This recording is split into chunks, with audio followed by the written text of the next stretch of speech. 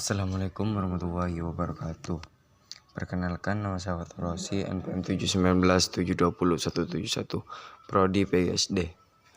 Di sini saya akan mempresentasikan hasil proposal saya, yaitu yang berjudul pengaruh motivasi belajar dan kedisiplinan terhadap prestasi belajar siswa mata pelajaran Bahasa Indonesia kelas 3 di SDN Jangkong 1. Baik, yaitu dari pertama yaitu bab 1, latar belakang. Latar belakang yaitu motivasi belajar dan kedisiplinan penting dimiliki oleh setiap siswa. Karena dengan motivasi belajar dan tingkat kedisiplinan yang tinggi, maka akan memudahkan siswa dalam belajar secara terarah dan teratur. Dalam belajar, siswa yang dari bahwa dengan adanya motivasi belajar dan kedisiplinan dalam dirinya akan melancarkan kegiatan belajar dan memudahkan tercapainya target atau tujuan yang diinginkan dalam belajar. Siswa yang mempunyai sikap disiplin, mereka akan mempunyai tanggung jawab yang tinggi. Kaitannya dengan proses belajar, seorang anak yang sudah terbiasa berdisiplin akan mampu menggunakan waktu belajar dengan sebaik-baiknya, baik di rumah maupun di sekolah. Dengan sikap disiplin tersebut, siswa dapat teratur dan berdisiplin dalam memanfaatkan waktu belajar, yang berakibatkan siswa akan mendapatkan nilai yang memuaskan saat menghadapi pertanyaan. Namun pada kenyataannya, banyak orang yang berdisiplin tinggi namun mendapatkan prestasi yang sedang. Lanjut ke rumusan masalah. Rumusan masalah ada 3, yaitu yang pertama, apakah terdapat pengaruh antara motivasi belajar terhadap prestasi belajar Bahasa Indonesia kelas 3 di SDN Jangkong 1. Yang kedua, apakah terdapat pengaruh antara kedisiplinan terhadap prestasi belajar Bahasa Indonesia kelas 3 di SDN Jangkong 1. Yang ketiga, manakah antara motivasi belajar dan kedisiplinan yang memiliki pengaruh paling dominan terhadap prestasi belajar Bahasa Indonesia kelas 3 di SDN Jangkong. Lanjut, tujuan penelitian, yaitu yang pertama, untuk mengetahui pengaruh antara motivasi belajar terhadap prestasi belajar Bahasa Indonesia kelas 3 di SDN Jangkong 1. Yang kedua, untuk mengetahui antara kedisiplinan terhadap prestasi belajar Bahasa Indonesia kelas 3 di SDN Jangkong 1. Yang ketiga, yaitu untuk mengetahui di antara motivasi belajar dan kedisiplinan yang memiliki pengaruh paling dominan terhadap prestasi belajar Bahasa Indonesia kelas 3 di SDN Jangkong 1. Lanjut ke manfaat penelitian. Yang pertama yaitu bagi penulis, dapat menambah wawasan dan pengalaman langsung tentang motivasi belajar dan kedisiplinan terhadap prestasi belajar siswa. Yang kedua yaitu bagi guru, dapat menambah pengetahuan dan sumbangan pemikiran tentang motivasi belajar dan kedisiplinan terhadap prestasi belajar siswa. Yang ketiga yaitu bagi siswa. Siswa sebagai subjek penelitian diharap dapat memperoleh pengetahuan tentang motivasi belajar dan kedisiplinan terhadap prestasi belajar siswa itu sendiri. Yang keempat yaitu bagi sekolah, sebagai bahan pertimbangan bagi sekolah untuk menyadarkan pentingnya motivasi belajar dan kedisiplinan terhadap prestasi belajar. Lanjut, definisi operasional, yaitu yang pertama, motivasi. Motivasi adalah dorongan dasar yang menggerakkan seseorang untuk bertingkah laku. Hal ini tidak lepas dari adanya rangsangan yang berupa hadiah atau hukuman. Motivasi bagi siswa dapat mengembangkan dan memelihara ketekunan dalam melakukan kegiatan belajar. Dan anak perlu ditanamkan suatu motivasi, sehingga dengan motivasi tersebut maka prestasi belajar siswa diharapkan dapat meningkatkan dengan baik. Yang kedua, kedisiplinan. Kedisiplinan adalah merupakan tata tertib yang dapat mengatur kehidupan manusia. Disiplin bisa ditimbul dengan adanya kesadaran diri dan dorongan untuk menaati tata tertib yang ada di sekolah. Yang ketiga, prestasi. Prestasi mampu dicapai dengan mengandalkan kemampuan dan usaha agar kita menjadi yang lebih baik daripada yang lain. Lanjut bab 2, landasan teori. Yaitu yang pertama yaitu motivasi. Motivasi berasal dari kata lain moveren, yang berarti dorongan atau menggerakkan. Motivasi sangat diperlukan dalam pelaksanaan aktivitas manusia karena motivasi merupakan hal yang dapat menyebabkan, menyalurkan dan mendukung perilaku manusia supaya mau bekerja giat dan antusias untuk mencapai hasil yang optimal. Menurut Malayub SP Hasibun 2001.2 141. Yang kedua yaitu kedisiplinan. Kedisiplinan bagi peserta didik adalah hal yang rumit dipelajari sebab merupakan hal yang kompleks dan banyak kaitan, yaitu terkait dengan pengetahuan, sikap, dan perilaku. Masalah kedisiplinan yang dibahas dalam penelitian ini adalah kedisiplinan yang dilakukan oleh para siswa dalam kegiatan belajarnya, baik di rumah maupun di sekolah. Untuk lebih memahami tentang kedisiplinan belajar, terlebih dahulu akan dikemukakan kedisiplinan menurut beberapa ahli. Yang pertama yaitu menurut Eko Siwoyo dan Rehman (2000.297). Kedisiplinan hakikatnya adalah pernyataan sikap mental individu maupun masyarakat yang mencerminkan rasa ketaatan, kepatuhan yang didukung oleh kesadaran untuk menunaikan tugas dan kewajiban dalam rangsangan pencapaian tujuan. Yang kedua menurut Ari Kunto (tahun 1990.2 114). Di dalam pembicaraan kedisiplinan dikenal dua istilah yang pengertiannya hampir sama tetapi pembentukan secara berurutan. Kedua istilah itu adalah kedisiplinan yang dan ketertiban, dan juga yang menggunakan istilah di siasat dan ketertiban.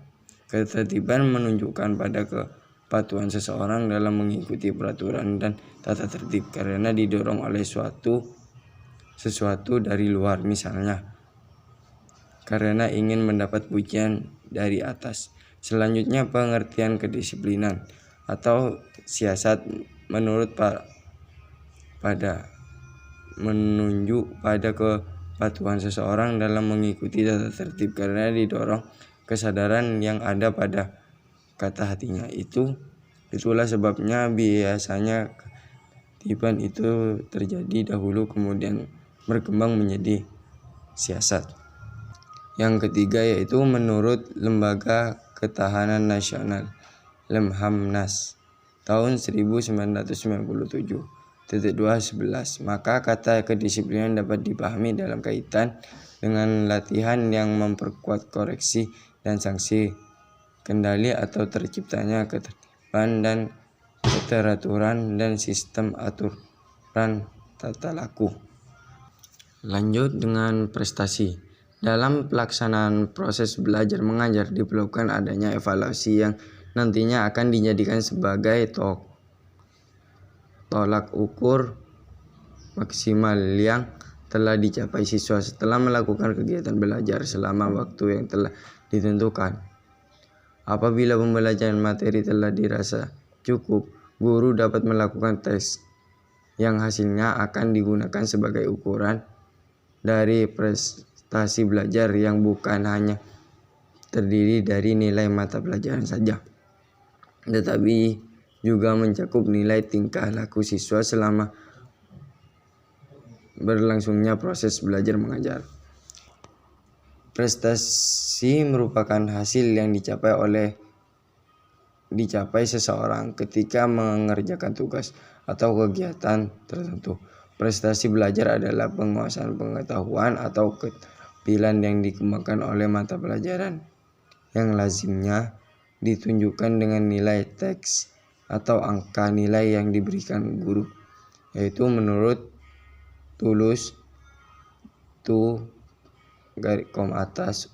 2004,7.275.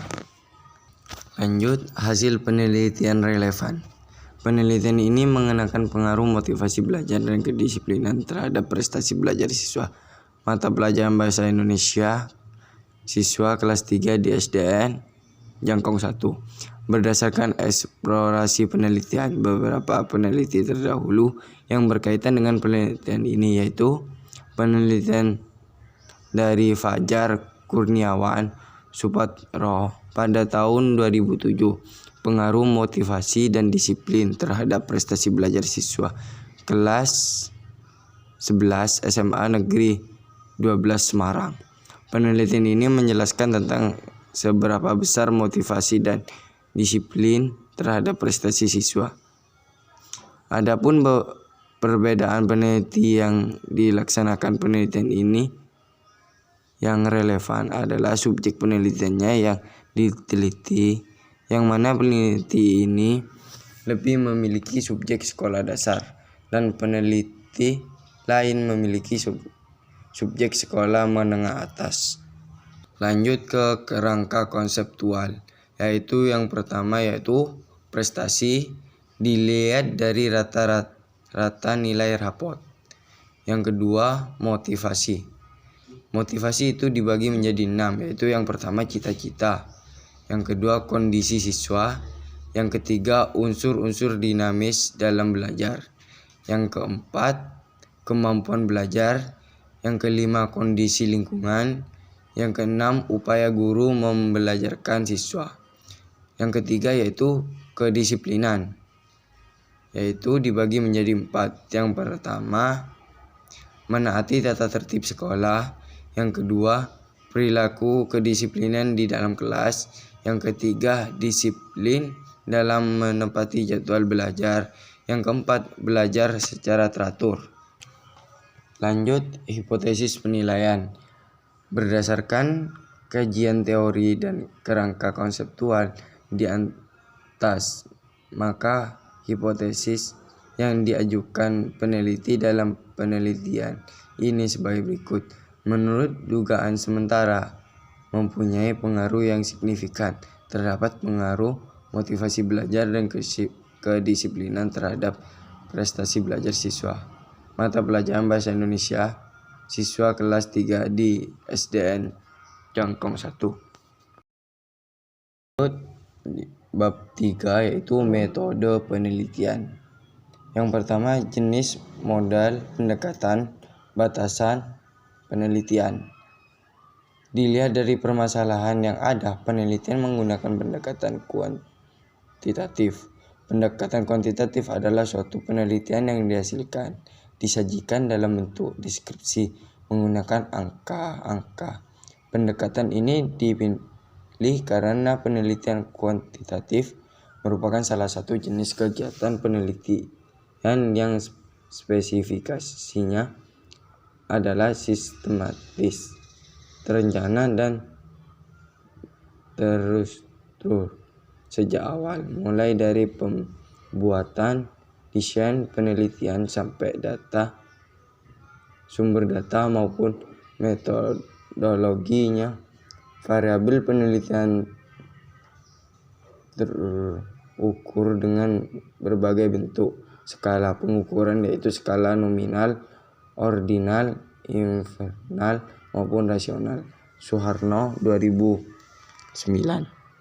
Lanjut, desain penelitian.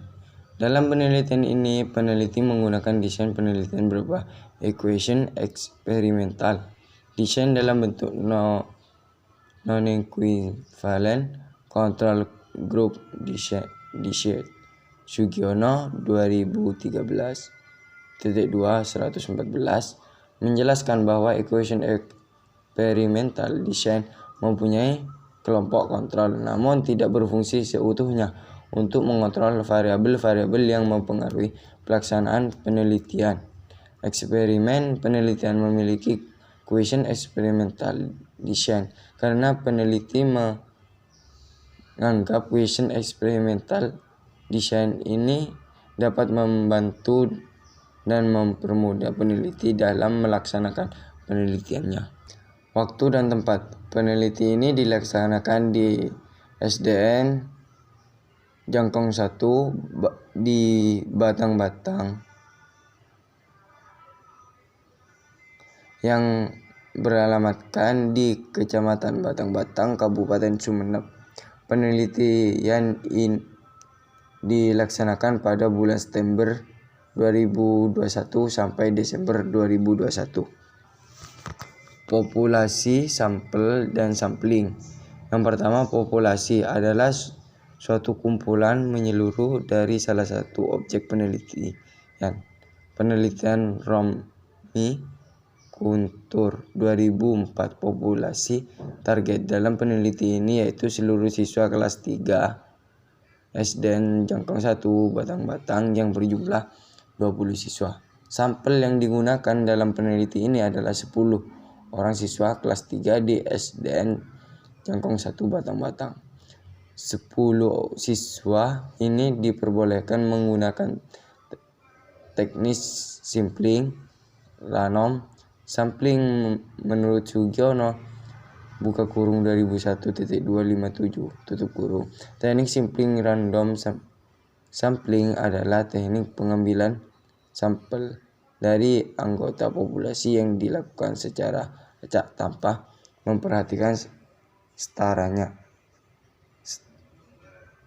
yang ada dalam populasi.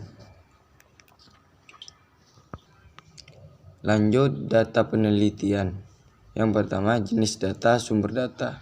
Jenis data yang digunakan dalam penelitian ini adalah sumber data yang digunakan dalam penelitian ini adalah data primer. Menurut Suharsima Arikunto (2003), data primer adalah data yang dikumpulkan melalui pihak pertama, biasanya dapat melalui wawancara terhadap siswa kelas 3 SDN Jangkong 1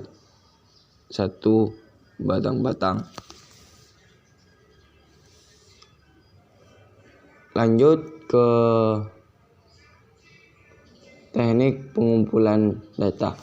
Dalam penelitian ini, metode pengumpulan data yang digunakan adalah yaitu yang pertama, metode angket kuesioner. Angket adalah penelitian ini terdiri dari butir-butir pertanyaan yang dipergunakan untuk mengumpulkan data berkaitan dengan variabel motivasi, kedisiplinan, prestasi belajar. Yang kedua, observasi. Suharsima Arikunto, pengertian observasi menurut Suharsima adalah pengamatan langsung pada sebuah objek di lingkungan yang masih berlangsung atau dalam tahap kajian penggunaan panca indera.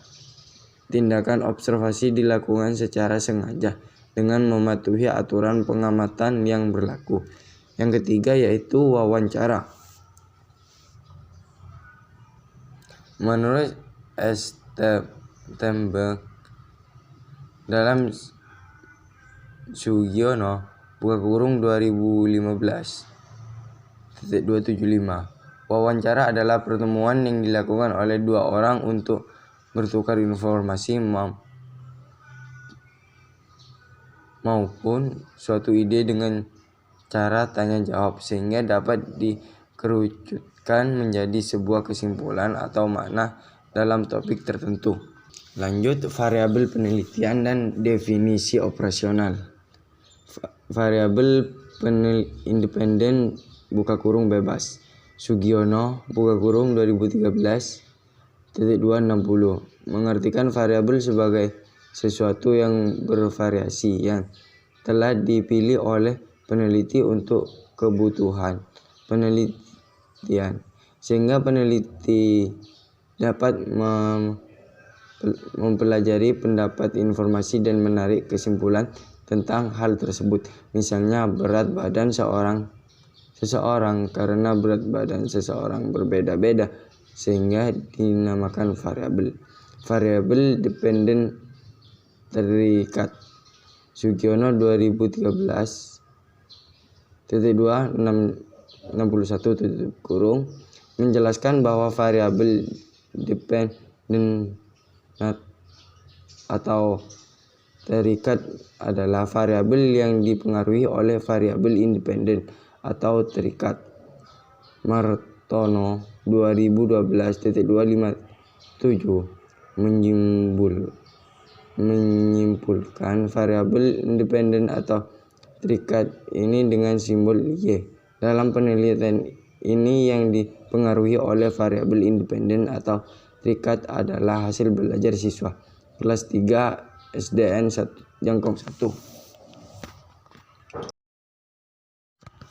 Lanjut definisi operasional, yaitu lingkungan belajar adalah merupakan lingkungan yang berpengaruh terhadap proses belajar, baik lingkungan fisik maupun lingkungan sosial.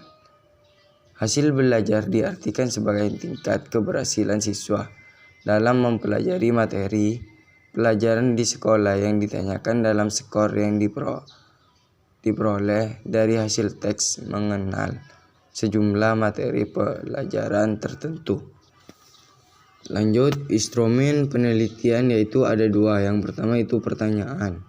Pertanyaan yang akan digunakan oleh peneliti dalam penelitian ini adalah pertanyaan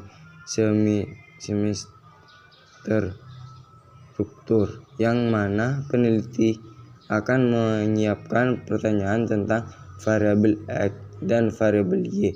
Akan tetapi peneliti tidak akan membatasi pertanyaan dengan yang sudah direncanakan. Artinya, peneliti akan memberikan pertanyaan di luar yang sudah direncanakan apabila hal itu memang perlu. Yang kedua yaitu handphone.